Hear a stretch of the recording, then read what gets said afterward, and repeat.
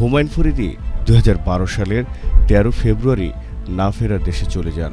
তার মৃত্যুবার্ষিকীতে বিভিন্ন সংবাদ মাধ্যম ও ভক্ত অনুরাগীরা তাকে গভীর শ্রদ্ধায় স্মরণ করেন। তার অবদান ও কর্মজীবন আজও মানুষের মনে জীবন্ত। ভক্তরা তাকে এখনো ভালোবাসা ও শ্রদ্ধাভরে স্মরণ করেন। রাজুর অর্ধেকে যদি তুমি আমারে ভালোবাসতা। আমি তোরে খুব ভালোবাসি রে মামা। হুমায়ুন ফরিদী কিছু বাংলা চলচ্চিত্রে খলনায়কের অভিনয় করে ব্যাপক জনপ্রিয়তা লাভ করেছিলেন। পারবো পারবো, একটু পরেই রাজা কচুয়ানকে শেষ করে তোর মেয়েকে আমার লায়ন বাহিনী ধরে নিয়ে আসবে। তিনি একাধারে আর্ট ফিল্ম এবং বাণিজ্যিক ধারার চলচ্চিত্রে অভিনয় করেন।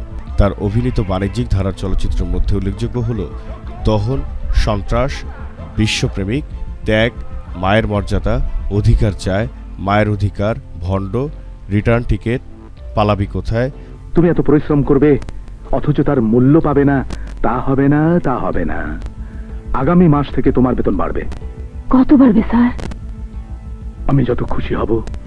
প্রাণের চেয়ে প্রিয়, কখনো মেঘ কখনো বৃষ্টি, দূরত্ব, পদ্মা নদীর মাঝি ইত্যাদি।